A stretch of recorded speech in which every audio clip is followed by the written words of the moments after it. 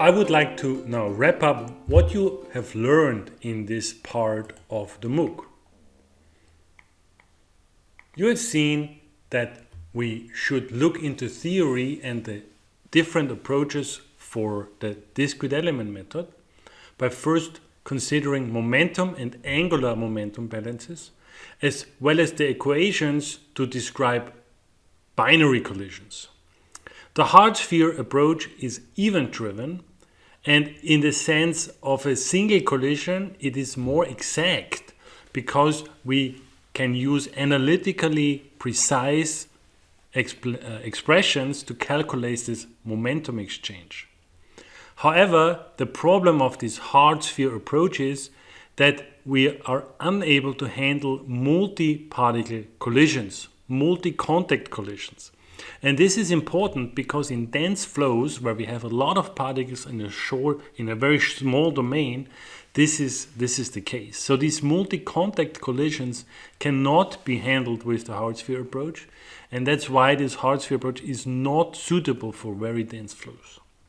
That's a key drawback, and that's why very often the soft sphere approach is used, and in 95% of all studies, DEM is synonymous for the soft sphere discrete element method.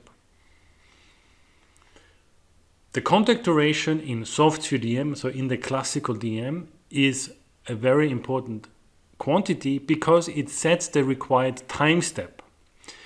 The particle stiffness in a DEM simulation is, because of this requirement on the time step, in 99% of all cases chosen based on numerical considerations. The real physical particle stiffness is in these DEM simulations not so important, and it's not the input to the DEM simulation, and instead again it is chosen by the user of the discrete element method.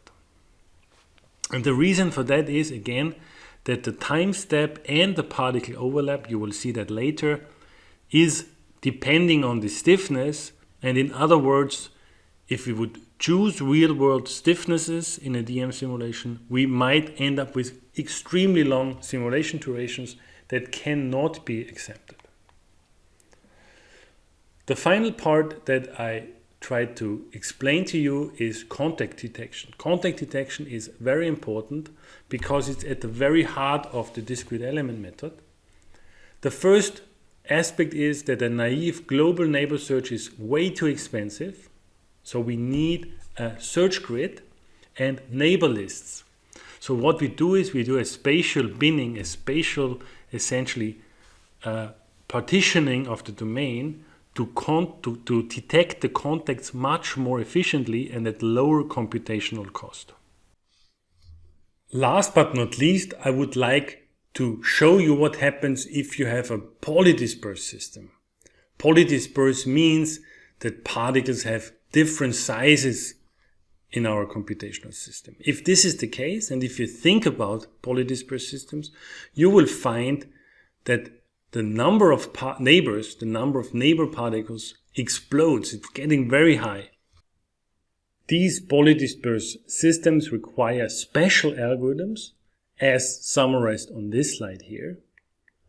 Well, again, if we have a polydispersed granular material, we have much more than these 20 neighbors of each particle that we have to search for.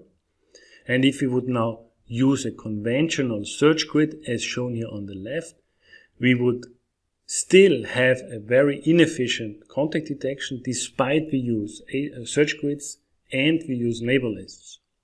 Fortunately, smart people have developed new ideas, and one of these ideas are hierarchical grids, meaning that we have a whole stack of search grids on top of each other, and this allows us then to search for the neighbors, for the contacts much more efficiently. And if you're interested in that recent research, I strongly recommend you to look up this paper of Weinhardt et al.